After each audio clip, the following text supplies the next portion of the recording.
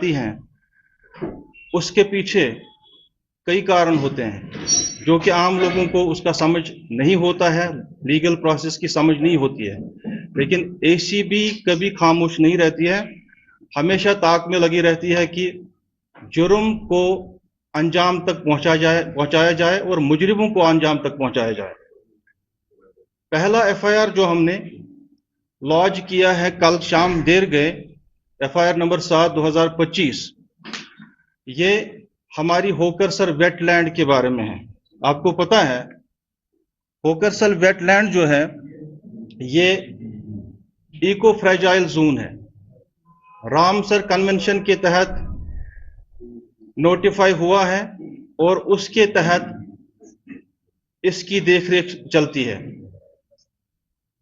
इसकी carrying capacity 2014 के floods के बाद कम हो गई थी,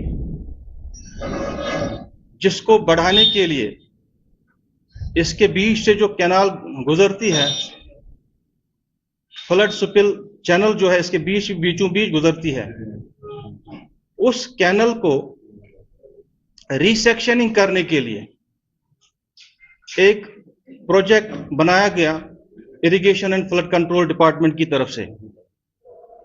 उस प्रोजेक्ट में प्रोजेक्ट रिपोर्ट के साथ साथ एक एस्टिमेट बनाया गया और एस्टिमेट में बाकायदा दिखाया गया कि जो प्रोजेक्ट के कंपोनेंट्स क्या होंगे, कंटोर्स क्या होंगे।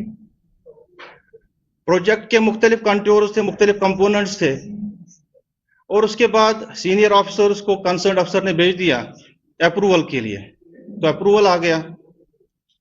उसके बाद जब एनआईटी फ्लोट की गई इसके बारे में, एनआईटी में वो सब नहीं दिखाया गया जो कि प्रोजेक्ट रिपोर्ट और एस्टिमेट में पहले दिखाया गया, जिसका सीधा मतलब ये निकलता था कि जिस कंपनी को ये बाद में ये काम सौंपा गया उस कंपनी की तरफ डॉक्यूमेंट्री तौर फेवर किया जाए ताकि वो आइंदा तरीके से बदउनवानियां अंजाम दे।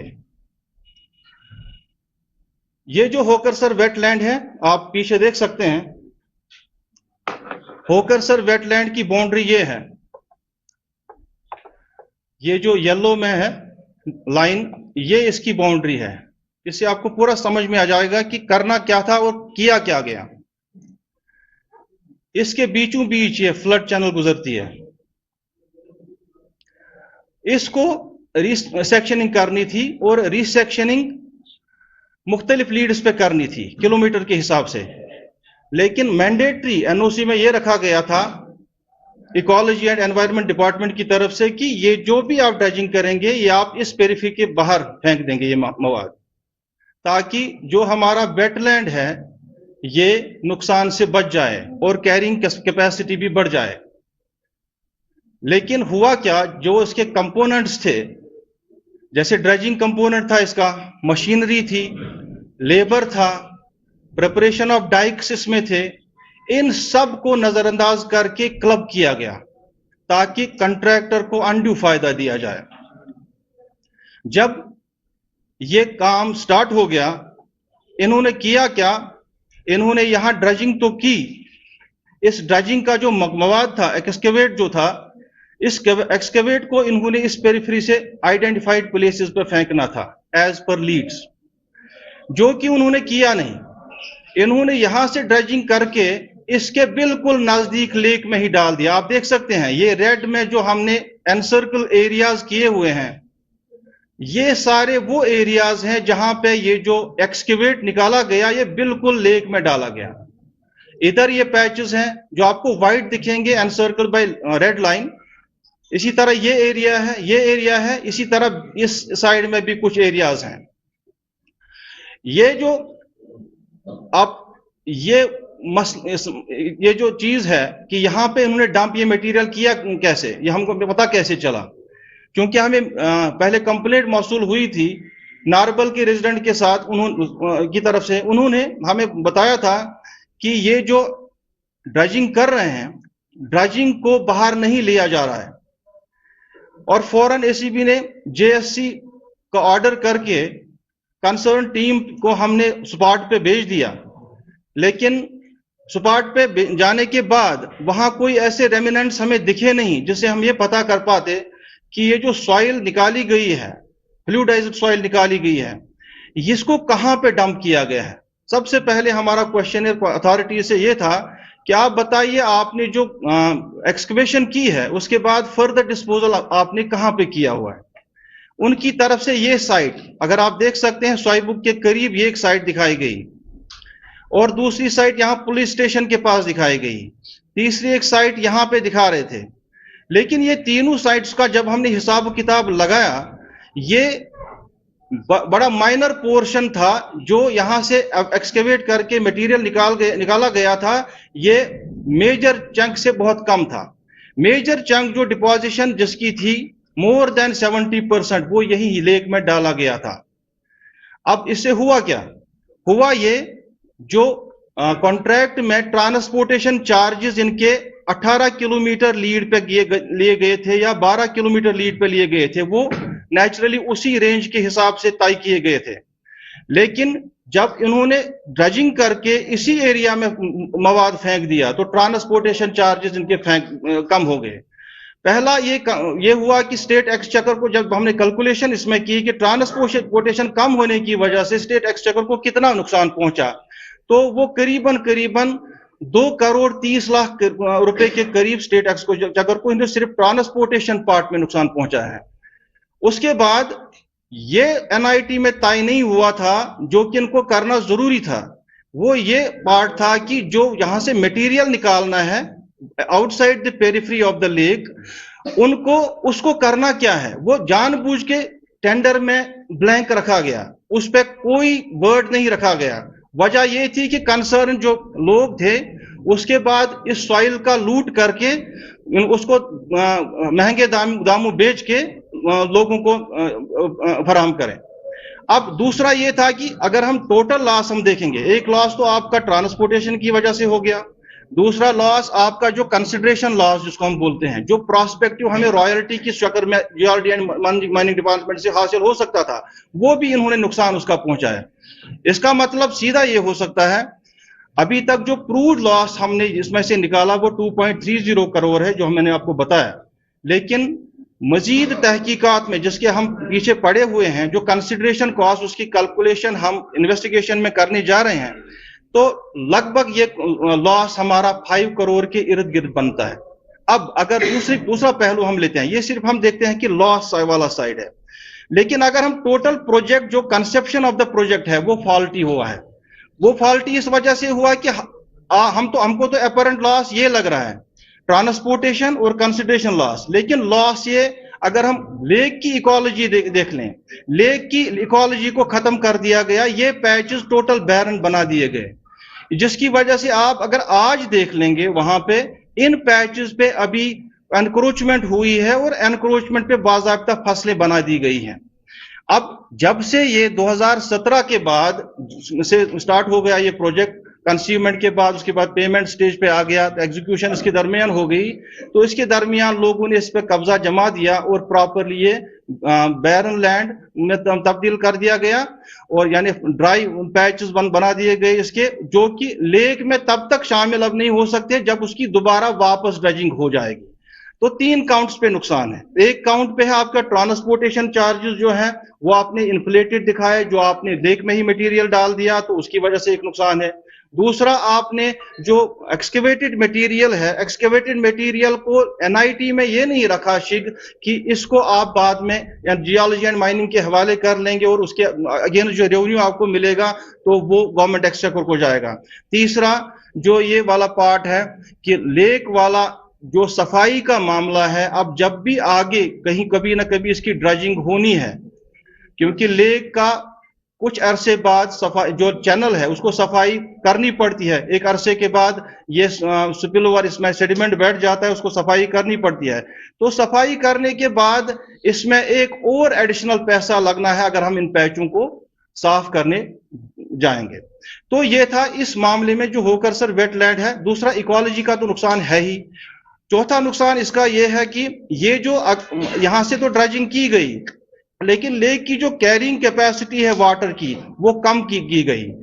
इसमें नेक्स्ट आप स्लाइड देखेंगे, दिखाएंगे इनको, जो कंपैरिजन वाला स्लाइड है। तो इसका बेसिकली एक लेबोरियस प्रोसेस था हमारी इंजीनियरिंग विंग के लिए, और हमारी प्रोसिक्यूशन विंग जो है बहुत अरसे से इस पर काम कर रही थी। लेकिन इसमें दिक्कत ये आ रही थी कि आपका फिजिकली जब आपने जेएससी वहां पे किया, जॉइंट सरप्राइज चेक फिजिकली जो एसीबी की तरफ से होता है, कि वहां फिजिकली आप ये प्रूव नहीं कर सकते थे कि वहां पे एक्सकेवेट कहां से उठाया गया, और उठाया तो गया था चैनल से, लेकिन डाला कहां गया था। इसको प्रूव करने के लिए हमने गूगल इमेजरी का इस्तेमाल किया और उन फोटोग्राफ्स का इस्तेमाल किया जो खुद हमने irrigation and flood control department से हासिल की थी।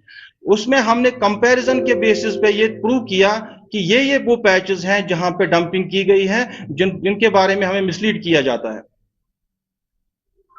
ये है, ये वाला आप अगर देख लेंगे, ये है, ये वाला जो इससे पहले प्रोजेक्ट से पहले वाली आपकी जो पिक्चर है लेफ्ट साइड में है, बिफोर वर्क। आफ्टर वर्क आप देख सकते हैं कि चैनल के इस साइड में बिल्कुल ड्राई पैच ऑफ लैंड आपके सामने है। वहां लेफ्ट साइड में आपको मार्शी वाला पैच दिखेगा, लेकिन फौरन उसके बाद आपको ड्राई पैच मिलेगा। ड्राई पैच का मतलब है कि डंपिंग उसी जगह पे की गई है जहां पे इनको करना नहीं था। ये था इस केस के बारे में जो होकर सर के रिलेटेड है।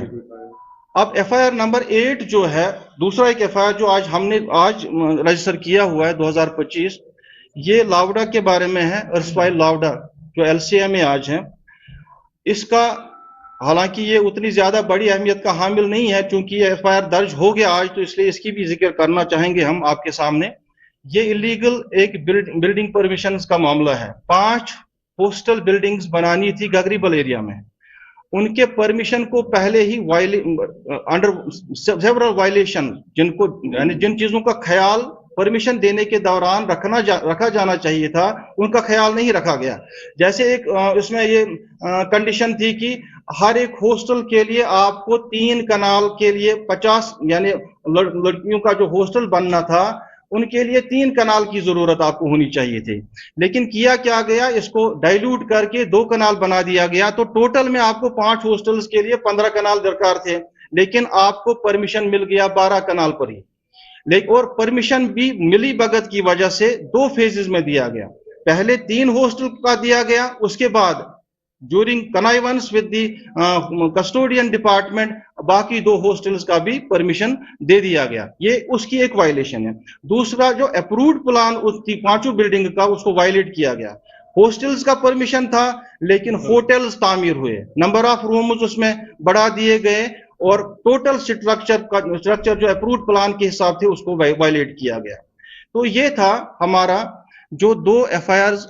अब आपको बुलाने का मकसद सिर्फ यहां पे ये था कि अक्सर अवकात जो भी सोशल मीडिया पे बातें होती हैं एसीबी के बारे में कि बहुत डिलेड मामला चलते हैं, उसमें दोनों जिन चीजों का हाथ होता है। एक तो होता है, एक तो डिलेड कंप्लेंट ही होती है, और डिलेड कंप्लेंट की वजह से हमने वो रिकॉर्ड फिर हासिल करने पड़ते हैं जो असल में बहुत ऑब्सोलीट हो चुके होते हैं, या हमें एजेंसीज की तरफ से ये जवाब मिलता है कि हमारे पास रिकॉर्ड अवेलेबल नहीं है। मैक्सिमम ऑफ द केसेस जो हमारे एसीबी में हैं, जो लावडा के रिलेटेड है, बाकी जो एजेंसी जो सिटी के उनके रिलेटेड है, वो उनकी प्ली एक रहती है कि 2014 के फ्लड्स में हमारा रिकॉर्ड खत्म हो गया।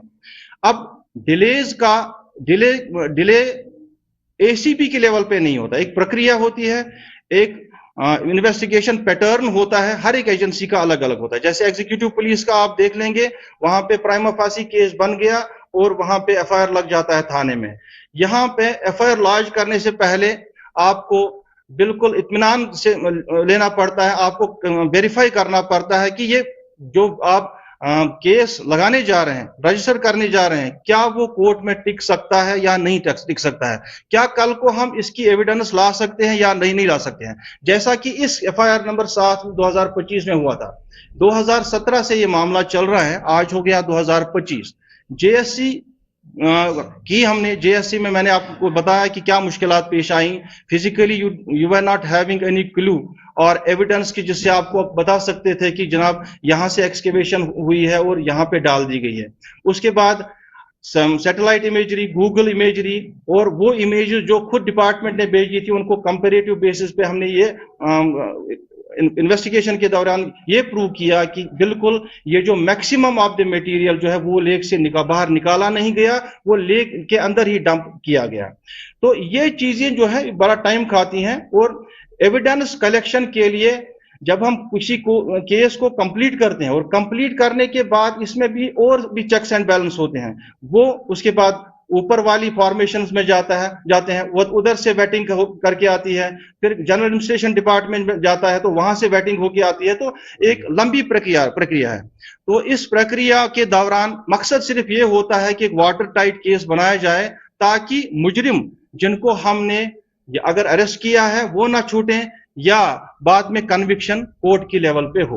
अब जो एफआईआर नंबर 7 2025 जो है, इसमें हमने 2 एग्जीक्यूटिव इंजीनियर्स को क्वेश्चनिंग के लिए हिरासत में लिया हुआ है, और एक AEE को भी हमने हिरासत में लिया हुआ है, जिनकी हम फर्दर रिमांड लेने जा रहे हैं।